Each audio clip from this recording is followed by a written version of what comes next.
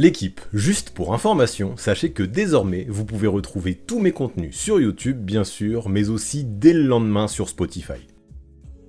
C'est moi où les Celtics viennent peut-être de faire l'une des plus grosses conneries de leur histoire récente. Et vous savez ce que c'est le pire, c'est que je pense comprendre à peu près pourquoi et comment ils en sont arrivés là. Bon, comme d'hab, petit rappel rapide, avant de commencer, vous l'avez sûrement vu, les sondages Instagram sont en pause cet été. De toute façon, avec toutes les bombes qui tombent tous les jours en ce moment, c'est complètement impossible d'anticiper un sujet. Mais peu importe, continuez vraiment à me suivre là-bas, ça reste le réseau où je suis le plus actif, celui où je vous réponds le plus, et celui où vous pourrez être au courant quotidiennement ou presque de mon actu. Et tant qu'on y est, si vous aimez bien ces réactions à chaud qui me poussent à enchaîner les nuits blanches, pensez à vous abonner à cette chaîne aussi. Là, j'ai clairement l'impression qu'on est en train de vivre le début d'été le plus fou en NBA depuis 2019. Un tremblement de terre peut tomber n'importe quand. Mais ouais, ce trade, disons la vérité, personne ne l'avait vu venir. Il met fin à 10 ans d'histoire entre Jaylen Brown et Boston, et il soulève déjà des questions énormes. Est-ce que les Celtics viennent de sacrifier n'importe comment un excellent joueur encore dans son prime? Est-ce que Paul George peut compenser un tant soit peu son départ?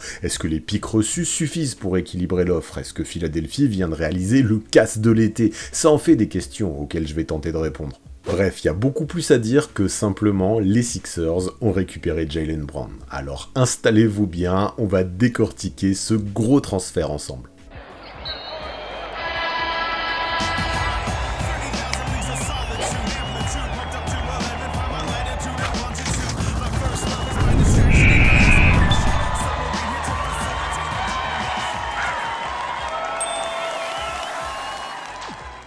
Déjà, avant de distribuer les bons points et les mauvais points, va falloir qu'on remette ce deal à plat. Parce que l'échange est simple à résumer, mais ses conséquences beaucoup moins. Les Celtics envoient Jaylen Brown à Philadelphie, en retour ils récupèrent Paul George, 2 premiers tours et 2 seconds tours. Le plus important c'est le premier tour 2031 des Sixers, non protégé, qui peut valoir très cher dans plusieurs années. Il y a aussi un premier tour 2028, potentiellement transformable en swap favorable à Boston. Donc non, c'est pas juste Brown contre Paul George, il y a aussi des assets de draft dans l'histoire. Par contre, je le cache pas, quand j'ai reçu la notif de Shams, il a fallu que je la recheck une deuxième fois pour être sûr que je rêvais pas. Parce que Jaylen Brown, c'est pas n'importe qui, le mec va avoir 30 ans, il est 5 fois All-Star, 2 fois All-NBA, champion 2024, MVP des finales NBA, et surtout, il sort de la meilleure saison individuelle de sa carrière. Sans Tatum, pendant une grosse partie de l'année, Brown a pris les commandes, près de 29 points, quasiment 7 rebonds, plus de 5 passes, et Boston a quand même réussi à terminer 2e à l'Est. Philadelphie récupère donc un joueur plus que référencé, avec encore 3 ans de contrat supermax. Et en face, mine de rien, au moins au niveau du nom, Boston ne récupère pas un joueur totalement lambda non plus. Paul George, ça reste quelqu'un en NBA. 9 fois All-Star, grand two-way player, capable de défendre, de créer son tir et de sanctionner de loin. Sauf qu'on parle plus du Paul George d'Indiana, d'OKC ou même des Clippers. À Philadelphie, son passage a été compliqué. Blessure, seulement 37 matchs cette année, un peu plus de 17 points et un rôle moins primordial. Il a encore un énorme contrat, mais seulement 2 saisons restantes. Boston récupère donc un joueur respecté, mais pas au même moment de sa carrière que Jaylen Brown. Mais le détail qui rend ça encore plus surprenant, c'est la destination. Brown ne part pas chez n'importe qui, il rejoint les Sixers, le rival historique, même division, et surtout l'équipe qui vient de sortir Boston au premier tour après avoir remonté un 3-1. Là-bas, il retrouve Embiid, Maxey et Edgecombe dans un projet déjà ambitieux. Pendant ce temps, Paul George fait le chemin inverse après 2 saisons compliquées en Pennsylvanie. Rien que la destination change tout. Pourquoi Boston tourne la page maintenant? Pourquoi miser sur George? Que valent les pics reçus? C'est justement tout ça qu'on va essayer de comprendre. Et pour ça, commençons par Boston, parce que leur décision, là, elle a vraiment fait fumer mon cerveau. À mon sens, ce trade n'est pas juste un échange de joueurs, c'est un gros changement de projet. Pendant des années, les Celtics ont vécu avec 2 ailiers superstars, Tatum et Brown, 2 énormes contrats et un plafond gigantesque quand tout tournait bien. Sauf qu'avec le nouveau CBA, ce modèle devient très dur à tenir financièrement. Quand 2 joueurs prennent chacun plus de 55 millions par an, derrière, chaque erreur coûte très cher. En fait, en faisant ça, les Seas n'échangent pas juste un joueur, ils changent complètement la façon dont l'effectif est construit. Le truc qui rend la décision si brutale, c'est le timing. Brown ne sort pas d'une mauvaise saison, il vient de porter les Celtics pendant l'absence de Tatum. Avec lui comme leader, Boston gagne 56 matchs en saison, et pourtant, après l'élimination contre Philadelphie au premier tour, Brad Stevens décide visiblement qu'il faut casser quelque chose. Et là, je pense que la logique est assez froide. Le duo Tatum-Brown a déjà gagné un titre, donc il n'y a plus forcément cette obligation de dire qu'il faut absolument continuer jusqu'au bout. Mais le truc, c'est que ce deal ne va pas directement leur faire de la place sous le salary cap et les aprons. Paul George coûte lui aussi extrêmement cher, avec encore plus de 50 millions par saison sur les 2 prochaines années. La différence, c'est surtout la durée. Brand avait encore 3 ans de supermax. George, lui, n'en a plus que 2, mais son contrat n'est pas fou, il est pas loin d'être toxique, peut-être l'un des pires de la ligue au vu de sa production. Donc les Celtics ne font pas une économie massive tout de suite. Par contre, ils raccourcissent leur engagement, récupèrent des pics, et se donnent peut-être une vraie fenêtre pour remodeler l'équipe autour de Tatum dans un an ou deux. Du coup, j'ai pas l'impression qu'on soit sur un reset total, plutôt une sorte de retool qui, au vu de la situation, est devenu obligatoire. Et ça colle avec ce que Brad Stevens a commencé à faire cet été. Mitchell Robinson arrive pour le rebond, la protection de cercle et la présence physique. Mike Conley apporte de la gestion et de l'expérience à la main. Ce sont pas des moves de reconstruction, ce sont des moves pour rester compétitifs maintenant, mais avec une équipe différente, plus orientée autour de Tatum comme leader officiel. Et c'est là que, au moins sur le papier, l'arrivée de Paul George peut un petit peu avoir du sens pour cette équipe. Ouais, son fit avec Tatum est finalement assez propre. George n'a pas besoin d'avoir la balle tout le temps, il peut shooter en catch and shoot, attaquer un close-out, créer un tir en fin de possession, défendre sur plusieurs postes et apporter son expérience. Le problème, c'est qu'on ne parle plus du Paul George Prime. À 36 ans, avec seulement 37 matchs joués la saison passée, la question c'est pas juste est-ce qu'il fit dans ce roster, c'est combien de temps il peut encore performer un minimum. Voilà pourquoi j'ai quand même du mal à être serein pour ce qui est de la décision de la franchise du Massachusetts. Dans le roster de Mazzulla, on peut l'imaginer titulaire avec Tatum, Derrick White et Mitchell Robinson. White stabilise, Pritchard apporte du scoring, Hauser du shoot, Conley de la maîtrise, Robinson du rebond et de la défense dans la peinture. Ça peut donner une équipe encore sérieuse, plus posée, plus axée sur le demi-terrain et encore plus focus sur le tir extérieur. Mais ça fait aussi une team moins explosive, moins physique sur les ailes et bien plus dépendante de la disponibilité de Paul George. En fait, c'est ça le vrai virage. Aujourd'hui, maintenant, Boston est devenu officiellement l'équipe de Jason Tatum. Et là, va falloir espérer qu'il soit remis définitivement à 100% de sa blessure au tendon d'Achille. Les pics récupérés suivent aussi cette logique. Le premier tour 2028 ajoute un levier, mais le vrai morceau, c'est le premier tour 2031 non protégé de Philadelphie. Si le projet des Sixers vieillit mal, ce pic peut devenir très précieux. C'est le genre d'asset que vous gardez pour préparer un futur gros trade, par exemple. Boston essaie donc de rester fort tout de suite, tout en gardant des cartouches pour l'avenir. Sauf que bon, j'essaye de rester optimiste, mais il y a quand même une espèce de grosse limite qui saute aux yeux là-dedans. Dans ce transfert, les Celtics ne récupèrent aucun jeune prometteur, pas de deuxième star dans son prime, pas un énorme package de pick. Pour un joueur du calibre de Brand, ça interpelle forcément, donc tout va dépendre de deux choses. Est-ce que Paul George peut encore être un vrai joueur utile pendant encore 2 ans, ou est-ce que ces picks vont prendre assez de valeur pour justifier la perte d'un All-NBA encore dans ses meilleures années? Pour l'instant, c'est le pari des Celtics, mais c'est un pari vraiment risqué. Par contre, côté Philadelphie, de manière assez évidente, la lecture est beaucoup plus simple. Les Sixers avaient un vrai problème Paul George, pas parce qu'il est nul évidemment, mais parce que le dossier devenait très lourd. 36 ans, un gros salaire, beaucoup d'absence, et même quand il a retrouvé un niveau correct, on n'était plus sur un All-Star, plutôt sur un vétéran de luxe. Donc Philly prend ce contrat compliqué, ajoute des pics, et le transforme en Jaylen Brown. C'est propre franchement.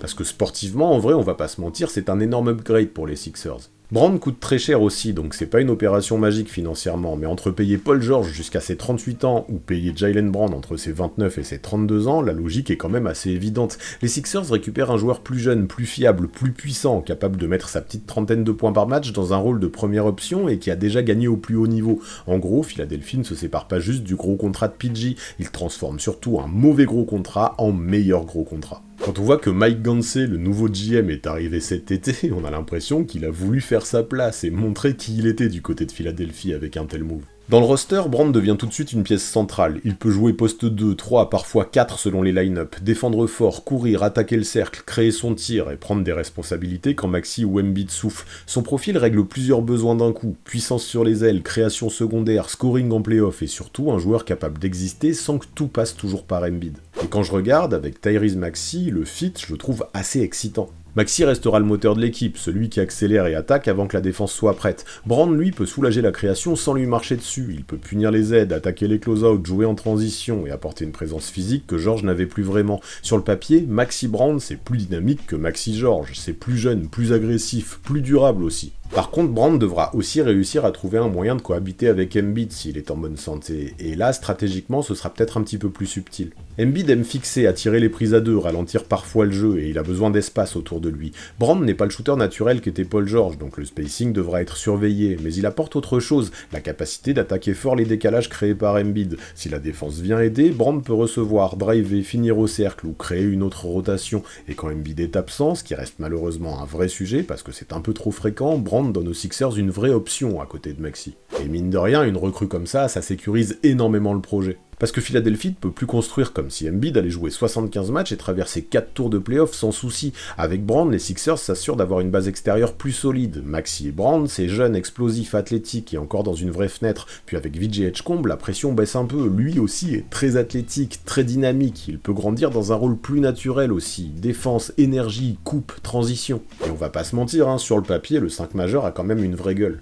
On peut imaginer Nick Nurse associer Maxey, Edgecombe, Brand, Dean Wade, tout juste recruté, et Joel Embiid. Création, vitesse, puissance, défense extérieure, spacing correct, superstar intérieur. Dean Wade n'est pas un nom qui fait rêver, mais dans ce 5-là, il peut être utile, bien défendre, shooter quand il est ouvert, ne pas réclamer la balle, et éviter à Brand de trop se battre contre des postes 4 qui fermeraient essentiellement la raquette. Donc oui, là, on a un vrai line-up qui peut carrément être sérieux. Maintenant, attention, tous les problèmes ne sont pas réglés pour autant, même si ça en règle certains. La limite principale, c'est la profondeur. Les Sixers ont un 5 très fort, mais derrière, il y a encore beaucoup de questions. La Baron Philon, Justin Edwards, Dominique Barlow, Adem Bona, Dylan Terry, ce sont des profils intéressants, mais pas forcément des certitudes en play-off, et il n'y a plus beaucoup de sous pour recruter autour d'eux. Et dans la NBA actuelle, pour aller très loin dans une série, il faut au moins 8 ou 9 joueurs fiables. Philly obtient une super base avec ce deal. La question, c'est vraiment la solidité de ce qu'il y a derrière. Certains joueurs vont devoir être de bonnes surprises s'ils veulent être utiles sur le banc.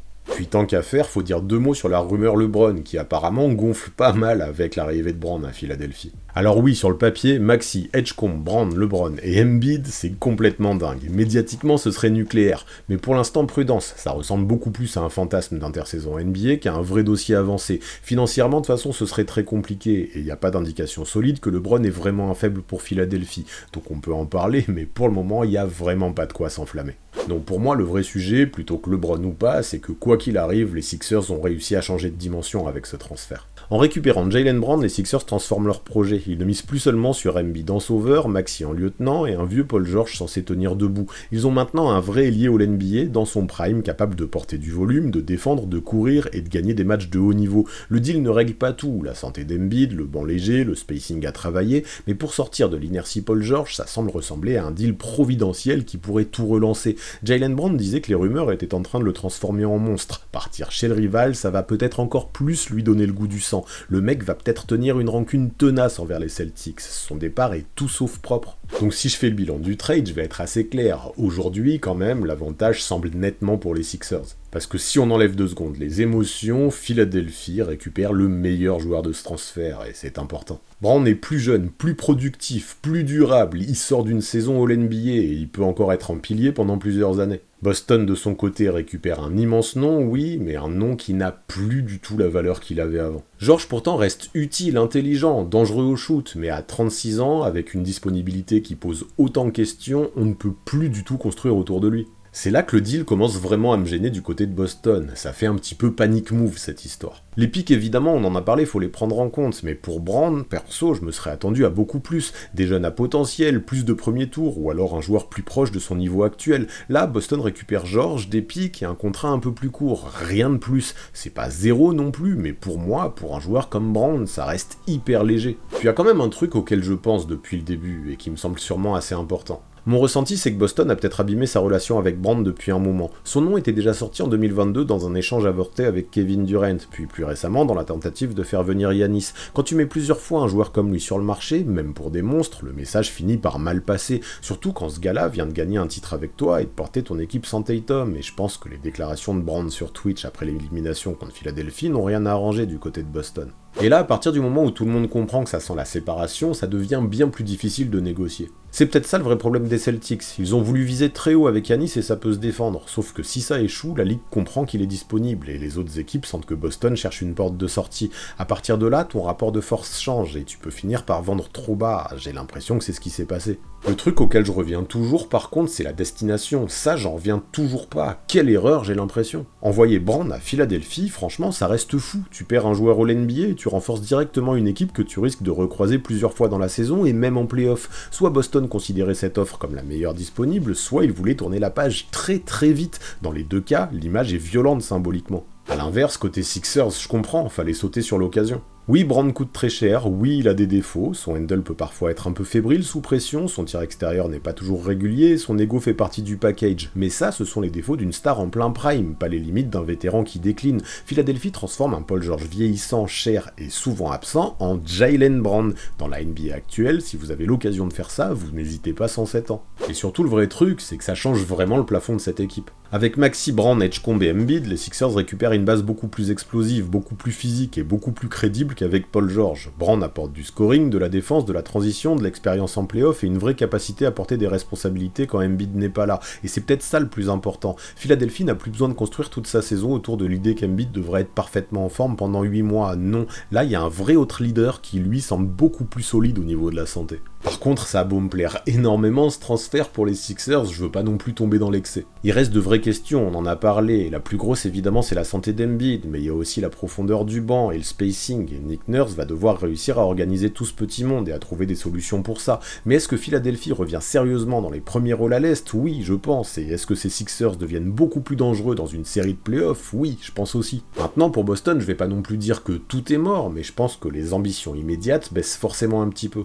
Avec Tatum, White, George Robinson, Conley, Pritchard et Hauser, les Celtics peuvent encore être très bons. C'est pas une reconstruction, c'est pas une équipe qui s'effondre, mais Brand leur donnait une sécurité immense, du volume, de la puissance, de la durabilité, des grands matchs et un joueur encore dans la bonne fenêtre. George peut aider bien sûr, mais il est 1, voire 2, et même peut-être 3 crans en dessous de Jaylen Brown. Donc là on a vu la saison dernière ce que Brand pouvait donner sans Tatum. Maintenant, on va voir ce que Tatum peut donner sans Brand, mais si je fais le bilan et que j'y réfléchis, ce trade j'ai du mal à le considérer comme un win-win. Le bilan le plus honnête aujourd'hui, c'est plutôt gros coup pour Philadelphie, panic move pour Boston. Les Celtics peuvent se sauver un peu si George reste disponible, s'il s'intègre parfaitement, s'il donne encore 2 grosses saisons, et si le pic 2031 devient un vrai asset.